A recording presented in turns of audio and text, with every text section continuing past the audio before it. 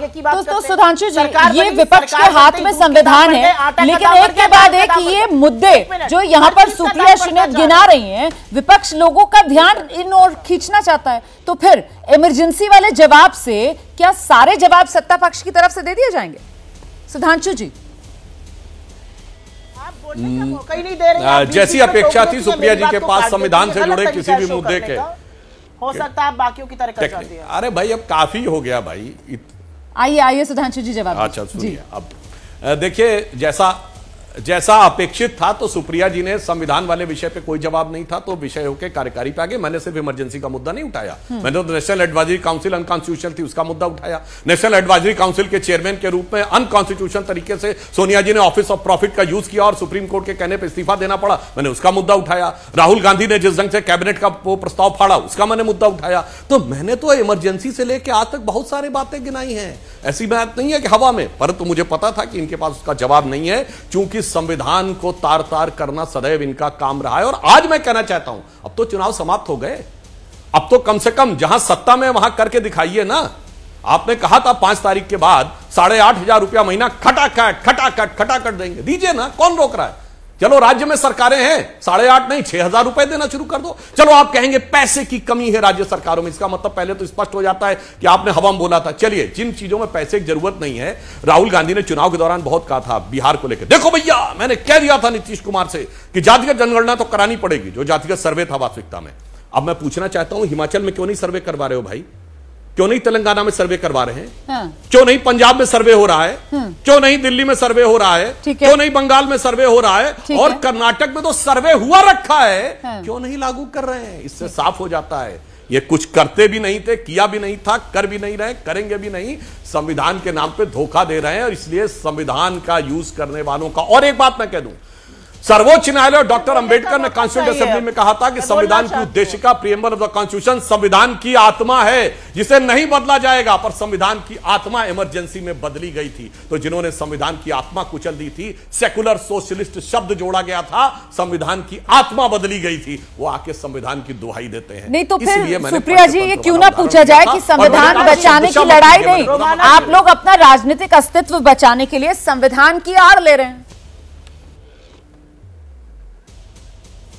मैं बस ये आशा करूंगी कि आप ना मुझे बीच में काटेंगी और ना मेरा सेंटेंस खत्म होने से पहले चली जाएंगी। अगर जाना है तो फिर रहने दीजिए, आप बाकी लोगों के साथ डिबेट कर लीजिए, मैं बोल ही चुकी हूं काफी, क्योंकि बार बार मुझे बीच में काट के आप चली जाती हैं। आशा करती हूं ऐसा नहीं करेंगी। यहां पर इन्होंने कहा हमने क्या नहीं किया।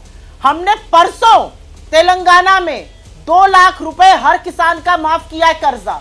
आप झुंझुना क्यों नहीं बजाते रहते हैं? क्यों नहीं करते किसानों का कर्जा माफ? 16 लाख करोड़ आपने पूंजीपतियों का माफ किया है। सब कुछ हम कर दें, सरकार में झुंझुना बजाने बैठे हैं क्या? ताली थाली बजाने के लिए बैठे हैं क्या? अरे 500 रुपए का सिलेंडर आपको नाक रगड़ के देना पड़ा राजस्थान में, क्योंकि हम दे रहे थे। सारे देश में क्यों नहीं देते 500 का सिलेंडर? इतनी सारी राज्य सरकार है, क्यों नहीं देते 500 का सिलेंडर? हर बात में बस बतकैया छाटनी है, बाकी कोई काम से मतलब नहीं है। हम तो कर्नाटक में लोगों को खटाखट उनके सीधे अकाउंट में पैसा डाल रहे हैं। हम महिलाओं के लिए बस सेवा मुफ्त कर रहे हैं तेलंगाना में। हमने हिमाचल में ओपीएस लागू करने की बात थी, वो किया। हम तो हर चीज कर रहे हैं। आप क्या कर रहे हैं? दुनिया और देश ये जानना चाहता है। आप सिर्फ बतकैया छाटते हैं। और मुझे यहां पर एक बात बोलते हुए थोड़ा सा खेद होता है। मुझे लगा था कि इतने बड़े चुनाव के बाद, जहां पर प्रधानमंत्री म से मटन, म से मुसलमान, म से मुर्गा, म से मछली, म से बोलते थे मुजरा, म से मंगलसूत्र, प्रधानमंत्री को म से मणिपुर याद नहीं आ रहा है, म से महंगाई नहीं बोल पा रहे हैं मोदी जी। एक शब्द महंगाई का मुंह पे नाम नहीं आता है। अरे उनके चेहरे की आबरू चली गई है। आप भी थोड़ी अपनी आबरू को कम करिए और थोड़ी सहनशीलता से बात करिए। असलियत यह है, देश की जनता ने एक बहुत बड़ा मैसेज दिया है। आप ना उसको पढ़ें, ये हमारे लिए श्रेयस्कर है, क्योंकि इसी अभिमान का अंत देश की जनता ने 56 इंच का जो गुब्बारा था उसकी हवा निकाल के फुस पटाखा बना दिया है। चिचुक गया है गुब्बारा। अब आप ना करना चाहिए, वो हमारे लिए अच्छा है, क्योंकि अहंकार का अंत तो जनता ही करती है, हम और आप थोड़ी करेंगे। ठीक है, मैं सुधांशु जी जरा एक रिएक्शन राजीव जी और आशुतोष जी से ले लूं, उसके बाद दोबारा आप दोनों के पास आऊंगी। राजीव जी, ये जो जनादेश जिसका जिक्र यहाँ पर सुप्रिया जी कर रही है, इससे पहले इसका जिक्र आपने भी किया था, ये जनादेश सर कौन नहीं समझ पा रहा है, सत्ता पक्ष या विपक्ष? आपको क्या लग रहा है सर? देखिए, मुझे ऐसा लगता है भारतीय लोकतंत्र के लिए ये एक बड़ा अवसर है जब किसी भी गैर कांग्रेसी सरकार को तीसरी बार जनता की सेवा करने का आशीर्वाद मिला है।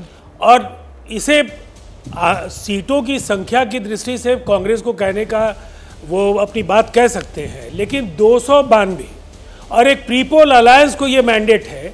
आप फिर कैसे जोड़ तोड़ बैसाखी जैसे शब्द, आप इसका मतलब है कि आपके अलायंस में जो साथी हैं उनको भी आप बैसाखी मानती हैं। हाँ। ये अलायंस की पार्टीज को अगर आप लोगों ने मन बना लिया है कि बैसाखी द्विम दर्जे के दल, उनको एक जूनियर पार्टनर के तौर पर इस तरह से इस नजरिए को बदलिए।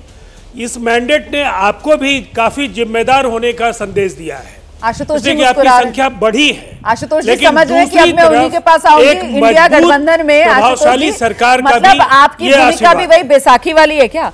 और इस बात को तो स्वीकार करना चाहिए ना विपक्ष को, जिसको अंडरलाइन यहाँ पर राजीव सर कर रहे थे अभी, कि साहब ये इतिहास में पहली बार हो रहा है कि लगातार तीसरी बार सरकार को मौका दिया है। दूसरी बार रिपीट हुआ ना, पहले पंडित जवाहरलाल नेहरू, उसके बाद प्रधानमंत्री नरेंद्र मोदी।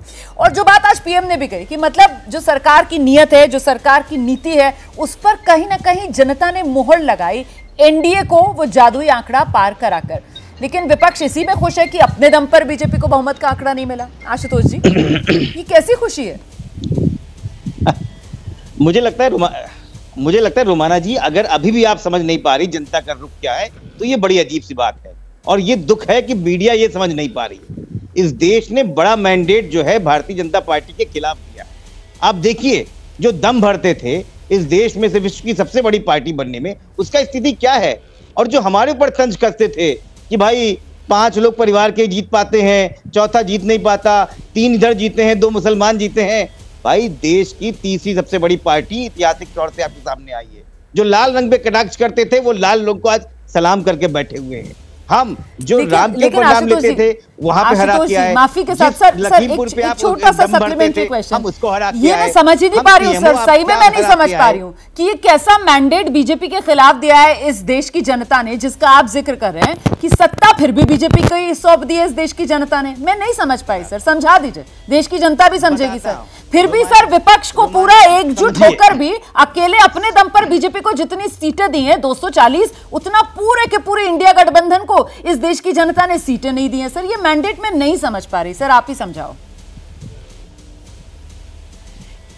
समझिए इसको, जिस सरकार के 96 एमपी हार जाएं अगले चुनाव में, जिस सरकार के 96 सांसद हार जाएं और 20 मंत्री हार जाएं, अगर वो जीत का जश्न मना रहा हो तो भाई गजब है। भाई आप समझदार है। इस लोकतंत्र में समझदारी इसी को कहते हैं कि ना मानिए। जो प्रधानमंत्री 4 लाख 5 लाख 10 लाख से जीतने का दावा करते थे, वह मुश्किल 5वें 6ठे राउंड के बाद अपनी लीड बढ़ा पाए हैं और शायद हमारे ख्याल से बड़ी मुश्किल से जीत पात किया है। अगर ठीक से लड़ाई होते तो वो भी ना जीत पाते।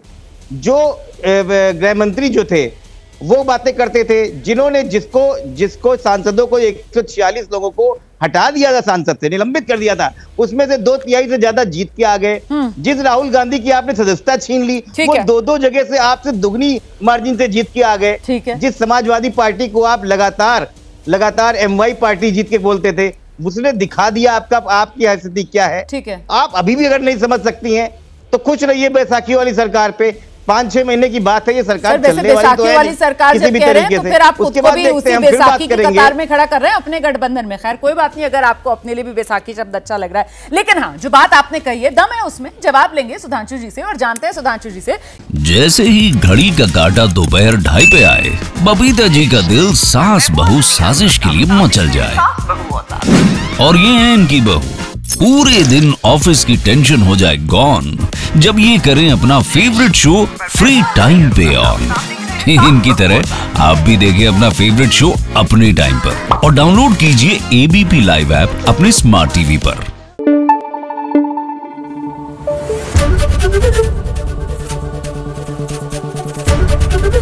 ABP न्यूज आपको रखे आगे।